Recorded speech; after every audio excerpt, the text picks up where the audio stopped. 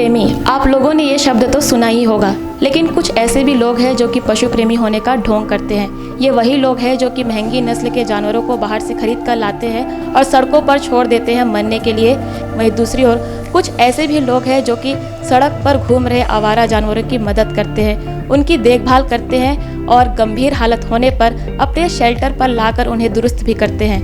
नमस्कार, मैं हूँ प्राची और स्वागत है आप सभी का इंडियन न्यूज़ के शो द पेट टॉक पर। आज हमारे साथ बने हुए हैं मिलिंद जी, जो कि हमें पीएफए से जुड़ी कुछ जानकारियाँ देंगे। मिलिंद जी, आपका बहुत बहुत स्वागत है हमारे शो पे। थैंक यू इंडियन न्यूज़ आज हमारे साथ जुड़ने के लिए और इस इंटरव्यू के लिए। मिलिंद जी, मैं आपसे सबसे पहले तो यही जानना चाहूँगी कि क्या है पीएफए?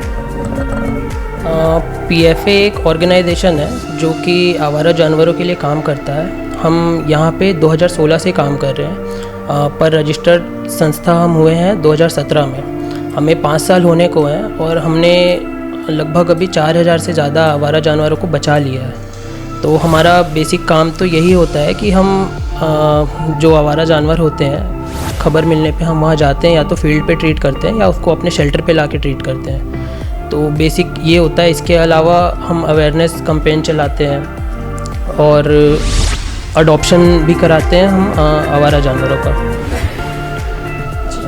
मिलिंद जी, मैं आपसे ये जानना चाहूँगी कि पीएफए में जुड़ने से पहले आपकी जानवरों के प्रति क्या सोच थी और पीएफए में जुड़ने के बाद किस तरीके से आपकी सोच बदली है और पीएफए में जुड़ने का मोटिवेशन आपको कहाँ से आया?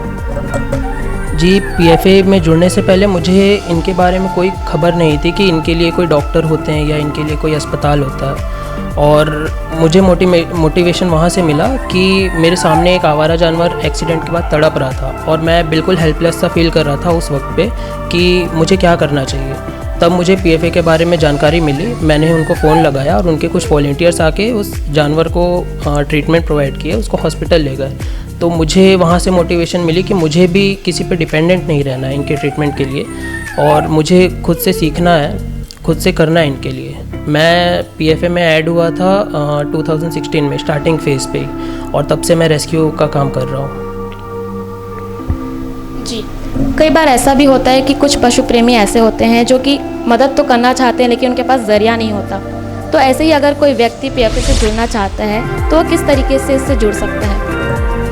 बहुत एक मेथड है, एक प्रोसेस है हमारा कि आप जो हमारा मेंबरशिप फॉर्म है वो भर सकते हैं, जो कि हमारे इंस्टा के पेज पे आपको अवेलेबल हो जाएगा। वो मेंबरशिप फॉर्म भरने के बाद आपको अपना डिपार्टमेंट चूज़ करना होगा कि कहाँ से आप मतलब कैसे हमारी हेल्प कर सकते हैं। या तो फील्ड पे हेल्प कर सकते हैं या हमारे जो मेडिकल होम है यहाँ हेल्प कर सकते हैं। बहुत सारे डिपार्टमेंट्स हैं। तो ये एक बेसिक प्रोसेस होता है जिसके लिए कोई मेंबरशिप फ़ीस भी आपको नहीं देनी पड़ती है। प्लस यहाँ पे हम उनको पहले ट्रेन करते हैं, तो इसके बाद उनको फील्ड पे भेजा जाता है या फिर शेल्टर में जो भी हेल्प लगती है वो ट्रेनिंग के बाद होती है। जी, जैसा कि आपने बताया कि उनको ट्रेनिंग दी जाती है, तो वॉलंटियर बनने के बाद उनको किस प्रकार की ट्रेनिंग दी जाती है? जाहिर सी बात है, जानवरों का ध्यान रखना कोई आम बात तो है नहीं, तो उनको किस प्रकार की मेडिकल ट्रेनिंग दी जाती है और किस प्रकार से उनको समझाया जाता है, सिखाया जाता है? उनको यहाँ पे बेसिक डॉग हैंडलिंग हो गया और कैसे प्राइमरी ट्रीटमेंट दी जाती है, मेडिकेशन के बारे में नॉलेज, प्लस उनको डॉक्टर विज़िट पे ले जाया जाता है ताकि वो और अच्छे से जान सके किसी भी मेडिसिन से लेके किसी भी बारे में।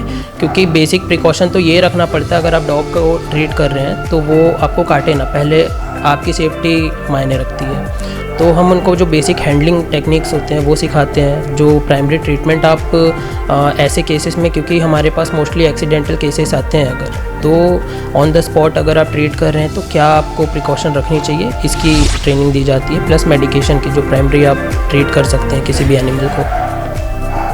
जी, कई बार ऐसा भी होता होगा जब आप लोग फील्ड पर जाते हैं तो जानवर किसी बीमारी से ग्रसित होते होंगे या बहुत गंभीर हालत में होते होंगे, तो ऐसे में आप लोगों को भी इन्फेक्शन होने का खतरा होता होगा। तो उस वक्त आप लोग किस तरीके से प्रिकॉशन लेते हैं और किस तरीके से मैनेज करते हैं? या यदि कोई व्यक्ति फील्ड पर जाता है मदद करने के लिए, तो किस प्रकार की प्रिकॉशंस की उन्हें ज़रूरत होती है? जैसा कि मैंने बताया कि आपकी सेफ्टी मायने रखती है पहले, तो प्रॉपर अगर फील्ड पे आप जा रहे हो तो ग्लव्स रखने चाहिए पास में, सैनिटाइज़र रखना चाहिए, और मतलब जितना कम हो सके उतना कोशिश करना चाहिए कि आप उस एनिमल से कांटेक्ट में ना आए, आपके हाथ उसे कांटेक्ट में आए, जैसे कि आप उसको ट्रीट कर रहे हैं या हम डायरेक्ट उसको वेट के पास लेके जाते हैं तो और अच्छे से उसका मतलब ट्रीट हम कर सकते हैं। फील्ड पे रहता है तो बहुत ज़्यादा तो प्रिकॉशन नहीं है, पर ग्लव्स मैंडेटरी होते हैं और आपको सैनिटाइज़र पास में रखना चाहिए और जितना कम कांटेक्ट हो सके उस जानवर से बनाने की कोशिश करनी चाहिए। हाल ही में हमने एक केस के बारे में सुना था जहां धमतरी में एक कुत्ते के एक कॉलेज में घुस जाने के बाद महिलाओं ने उसे अधमरा होते तक मारा था। वहीं रिसाली में भी एक ऐसा केस आया था जहां एक व्यक्ति ने कुत्ते को गाड़ी से बांधकर घसीटा था। तो एक एनिमल एक्टिविस्ट होने के नाते जब इस प्रकार की घटनाएं आपके सामने आती है तो आप क्या महसूस करते हैं और ऐसे लोगों को किस प्रकार की सज़ा हो सकती है? ऐसे केसेस आने पे पहला हमारा काम ये रहता है कि हम उस जानवर को देखें कि उसकी हालत कैसी है। उसके बाद उस व्यक्ति पे एक्शन लिया जाता है जिसने ये काम किया है। तो धमतरी वाले केस में हम वहाँ पे गए, पहले तो पुलिस का रिस्पांस अच्छा था वहाँ पे कि उन्होंने हमारी हेल्प की। तो ऐसे केसेस में बेसिकली 428 सेक्शन जो है वो लगती है। अगर आप किसी एनिमल को मतलब हार्म पहुंचा रहे हो या उस मतलब आपके ऐसा करने से उसकी डेथ हो गई है तो सेक्शन 428 के अंदर उसको इम्प्रिजनमेंट होती है जो कि बेलेबल है और फ़ाइन लगता है ₹50 का। तो इसके अगेंस्ट भी हम लोग काम करते हैं कि ये फ़ाइन थोड़ा बढ़े कि लोगों में डर बैठे। और रही बात रिसाली वाले केस में, दोनों केसेस में पुलिस का रिस्पांस बहुत अच्छा था, इसीलिए हमने उनको अरेस्ट तक करवाया। वो पर बेलेबल ऑफेंस है इसीलिए उनकी बेल हो चुकी है।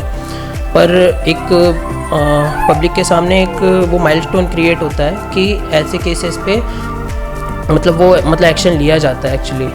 तो हाँ, पब्लिक में एक एनकरेजमेंट आता है कि वो आगे से ऐसे केसेस को रिपोर्ट करे, इसको कॉमन वे में बिल्कुल ना ले, एनिमल क्रुएल्टी जो होती है। आप लोगों के पास कई बार ऐसे भी केसेस आते होंगे जहां जानवर को बहुत ज़्यादा ही मेडिकल फैसिलिटी की नीड होती होगी और जब उन्हें आप अपने शेल्टर पर लाते हैं तो उन्हें खाने पीने की भी व्यवस्था करनी पड़ती होगी। कई बार ऐसा भी होता होगा कि फ़ंड मैनेज नहीं हो पाता है, तो इस टाइम पर किस प्रकार की समस्याएं आपको आती है, आप कैसे मैनेज करते हैं? बेसिकली हमारा जो NGO है इसको कोई गवर्नमेंट फंडिंग नहीं होती है, तो ये प्रॉपर पब्लिक के ही डोनेशन पे चलता है हमारा NGO। तो जैसे अगर अर्जेंट कोई नीड होती है तो PFA में एक इमरजेंसी फ़ंड होता है, हम उसको यूज़ करते हैं। पर प्रॉपर हम डोनेशन बेस्ड NGO है जो कि एक पब्लिक पे ही डिपेंडेंट है हम लोग भी। तो अगर कोई इमरजेंसी केस आता है तो तुरंत उसको फ़ंड रेज़ किया जाता है उसके लिए, और फंड रेज़ होने से पहले हम उसका ट्रीटमेंट तो करा लेते हैं अगर हमारे पास फ़ंड जो है इमरजेंसी फ़ंड, और जो बाकी आता है उसके जो वेट बिल्स होते हैं उसको पे करने में हम यूज़ करते हैं। और बेसिकली तो प्रॉपर एक पब्लिक बेस्ड NGO ही है, पब्लिक डोनेशन पे ही चलता है ये। तो जो उनसे डोनेशन आता है वही हम इस काम में लगाते हैं। और अगर किसी एनिमल को हम यहाँ पे एडमिट कर रहे हैं तो उसके खाने से लेके उसके लास्ट दिन होगा उसका ट्रीटमेंट का, उसकी रिस्पॉन्सिबिलिटी हमारी रहती है, तो उसका खर्च भी हम ही उठाते हैं। जैसा कि आपने बताया ये एक पब्लिक बेस्ड NGO है, तो क्या लोगों से आपको जितनी मदद मिलनी चाहिए उतनी मदद मिल पा रही है और किस प्रकार की मदद की आप उम्मीद करते हैं आगे? हाँ, मतलब कई बार ऐसा होता है कि हेल्प मिल जाती है, फ़ंड रेज़ हो जाते हैं, कई बार हमें अपनी जेब से भी लगाने पड़ते हैं पैसे, यहाँ पे ऐसा होता है। तो हम उम्मीद करते हैं कि अगर आप कोई ऐसा केस देखें, मतलब हम शेयर करते हैं, हम प्रमोट करते हैं उस केस को कि आप हम फंड रेज़ करते हैं तो आप उसमें डोनेट करें। तो ऐसे पोस्ट को इग्नोर नहीं करना चाहिए।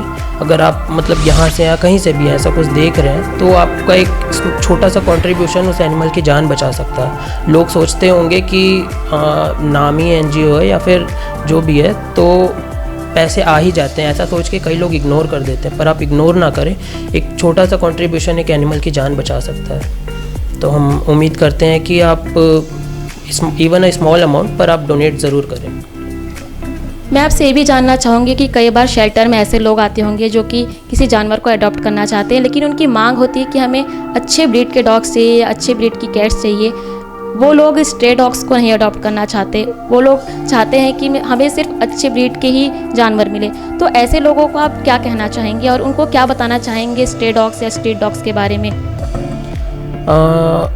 पहला तो जो ब्रीडिंग होती है वो बहुत एक क्रूएल प्रोसेस होता है। तो मैं तो यही कहूँगा कि आप किसी ब्रीडर के पास ना जाएं डॉग को ख़रीदने। इवन आप अडॉप्ट करते हैं ब्रीड डॉग, अगर उसको नीड है तभी आप अडॉप्ट करें। और ऐसे लोग कई आते हैं हमारे पास जो कि स्पेशली ब्रीड डॉग्स के पीछे आते हैं, ब्रीड कैट्स के पीछे आते हैं। तो मैं उनसे यही कहना चाहूँगा कि आप देसी डॉग, ठीक है, तो मैं चाहता हूँ कि वो लोग भी जो इंडी डॉग्स होते हैं या इंडी कैट्स होते हैं उनको अडॉप्ट करें, क्योंकि बहुत सारे फ़ायदे होते हैं। इनकी मेंटेनेंस कम होती है, इनकी इम्यूनिटी बहुत अच्छी होती है कि ये अच्छे मतलब इवन बहुत हार्श इन्वायरमेंट में सर्वाइव कर सके अपने यहाँ पे। और ब्रीड डॉग्स में मेंटेनेंस बहुत होती है। अगर मैं ऐसा भी नहीं कहूँगा कि अडॉप्ट ना करें आप, अगर उस ब्रीड डॉग को नीड है, किसी भी एनिमल को नीड है, आप अडॉप्ट ज़रूर करें, पर किसी ब्रीडर के पास ना जाएँ कि आप डॉग को ख़रीद के ला रहे हैं। तो ऐसे में क्या होता है कि कहीं ना कहीं पैसे की बात आती है और आपका जब मन भर जाता है आप उसको छोड़ देते हैं। कई हमारे पास केसेस यहाँ पे ऐसे रखे हुए हैं जिनको छोड़ा गया है और वो वैसे डॉग्स बाद में डिप्रेस हो जाते हैं, इवन वो खाना पीना छोड़ देते हैं और फिर उनकी अल्टीमेटली डेथ हो जाती है। तो मैं चाहता हूँ कि हमारे पास ऐसे बहुत से डॉग्स हैं जिनको घर की नीड है, तो आप उनको अडॉप्ट करें, उनको एक मौका दें।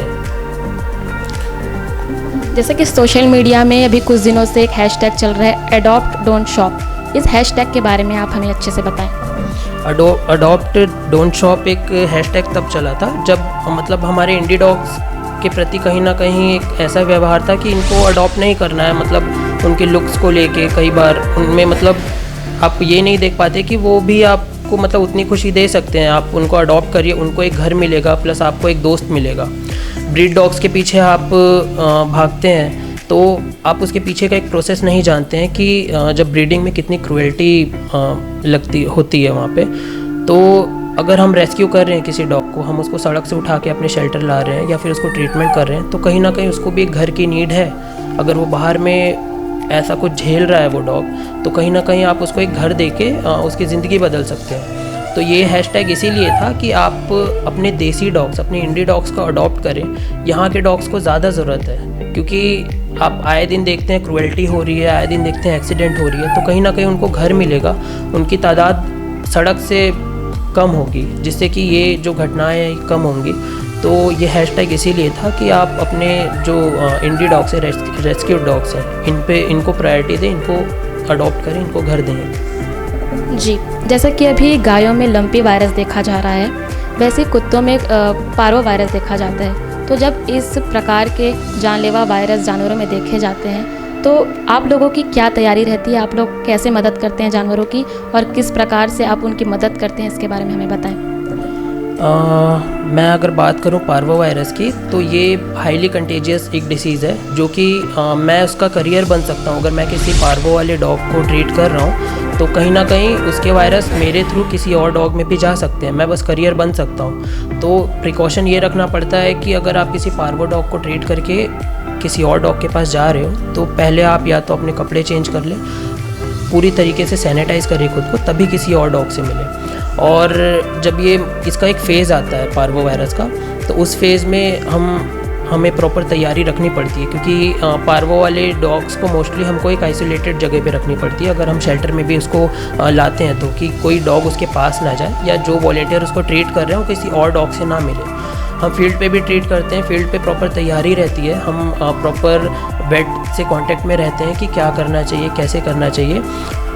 पूरा दिन कई बार निकल जाता है, क्योंकि बहुत लॉन्ग प्रोसेस होता है उसके ट्रीटमेंट का। तो 5 दिन का एक ट्रीटमेंट होता है, हम वो फॉलो करते हैं वेट के असिस्टेंट में। और बस ये फेज मतलब प्रॉपर तैयारी तो रहती है कि हम वॉलंटियर्स को इसी के लिए ट्रेन करते हैं कि आप डॉग को हैंडल कैसे करो और उसका ट्रीटमेंट कैसे करो।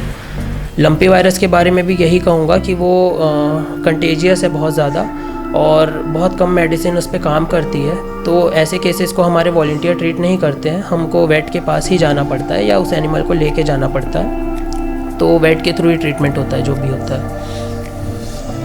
अब मेरा आपसे आखिरी सवाल यही होगा कि क्या है PFA का उद्देश्य और आप लोगों को क्या बताना चाहेंगे इसके बारे में। PFA का मेन उद्देश्य तो ये है कि जितनी चाहे वो क्रूएल्टी की घटना हो, चाहे वो एक्सीडेंटल केसेस हो, ये कम हो। बस सड़क पे इतने आवारा जानवर होते जाते हैं, तो इसके लिए हम एक कैंप चलाते हैं स्टेरिलाइजेशन का। हम इन डॉग्स को अडॉप्ट करवाते हैं, अवेयरनेस प्रोग्राम चलाते हैं हम, ताकि लोग जागरूक हों, इनको स्टेरिलाइज़ करवाएं, जिनसे कि इनकी तादाद उतनी ना बढ़े, बहुत कम हो जाए।